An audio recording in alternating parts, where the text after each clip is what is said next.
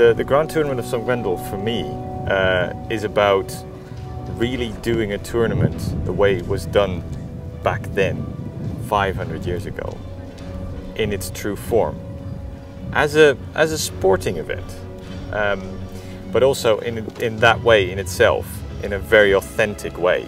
It is real, as opposed to just looking real.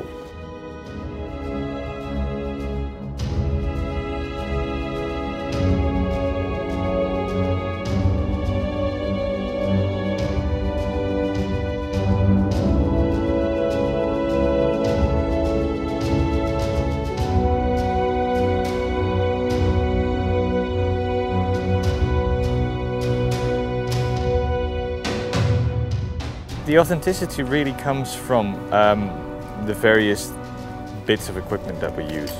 And we're mostly talking about the lances. Those are the first thing. They're just trees. They are pieces of pine tree with steel coronels, sharp crowns on the end of the lance, which grip into the shield, which is the way they used to do it. And when you first see that, you think it's really scary. And you kind of go, why did they do that? And then as we developed our research over the last, well, for some people, even 20 years, we figured out that it was actually a safety feature. Then we have the armor. The armor is very carefully reconstructed. They're made out of hardened and tempered steel, which is exactly like it used to be. They're made in the shape of the original armor. It needs to be exactly fitting in a very precise way. All the development that was done 500 years ago, we try to use that by looking at the originals really closely. It's important to say that jousting armor like this is very different than the armor a knight would wear on the battlefield. The armor a knight wears on the battlefield is light, flexible. He can jump on his horse, jump off his horse, he can fight. He can, in some cases, even cross rivers and do all kinds of things.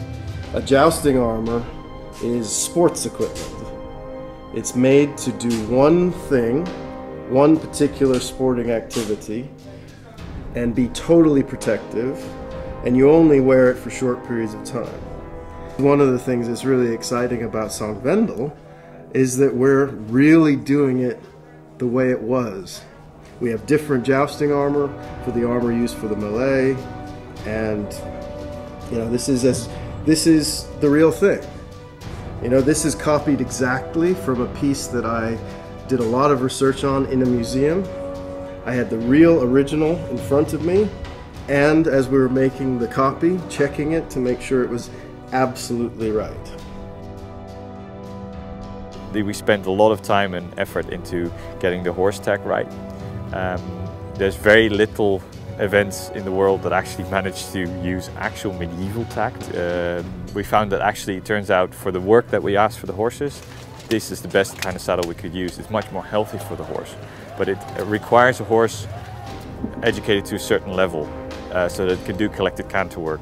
Then the saddle works. Before that, you educate the horse with a different saddle, and then you can start doing this with those saddles. And it's taking years and years to research all these saddles. We looked at a lot of originals in museums, and we had a lot of help from curators from various museums like the Royal Armories, Wallace Collection, and various other ones. Joram van Essen has made all these saddles, and he's done a sterling job. The biggest thing is it's been a very multidisciplinary study to make this work.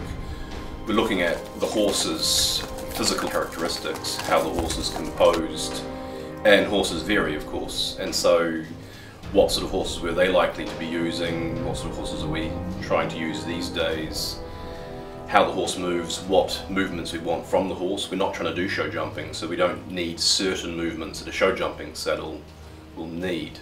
So there's been a lot of really narrowing down everything to the point where we can really say this is what we need, what the horse needs, and this is what they were doing, and finding that they really come together, that the historical saddles appear to be really achieving all the things that we now know they need to be able to achieve.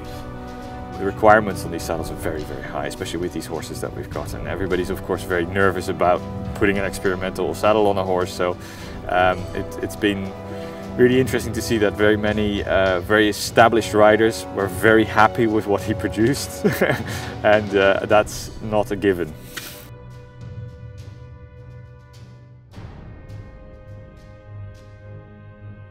The riding is really a core part of what we do here, in so much that medieval knights used to be very good riders, in so much that they spent most of their life on horses. They were expected to be able to do lots of things on horses, and that expectation bred a culture of people looking at each other, learning from each other.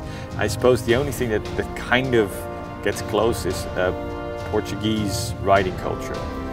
And in order to replicate anything like that, we have had to have a lot of support, because it is really hard to learn to ride like that. And we were supported by the Fürstliche Hofreitschule in Bückeburg, who spent countless hours trying to get these guys to ride like that. And it's a very specific art. The riding is essentially usually seen as Baroque. That's what people tend to call Baroque academic riding, but it has its roots much earlier, definitely in the 15th century and earlier still. And these very collected movements with these types of horses riding on a curb bit, but a curb bit which is used in one hand, the way it was originally meant, with not constant contact on it. Which allows you a lot of autonomy of the horse. The horse needs to be in collection, so it can turn anywhere it wants to go. It can carry much more weight because it's put itself into an ergonomic shape, and things like that make for a completely different way of working with horses. And in order to achieve this lightness of the aids to ride on a loose rein, you need a much more cooperative horse. So the training method is much more positive as well. So there's so much to be said about the riding. It's been a huge roller coaster ride for all of us. It's life-changing. We spend so much time doing this, buying horses, moving countries to be able to actually learn to ride, at least to some extent, like they used to ride back then. I would not call this a hobby. I scuba dive. That's a hobby. Stamp collecting is a hobby. This is this is an art form. This is a lifestyle. If you want to joust at this level, you have to change your whole life. These guys, they have their own horses, they have their own armor and their own workshops, and their whole life.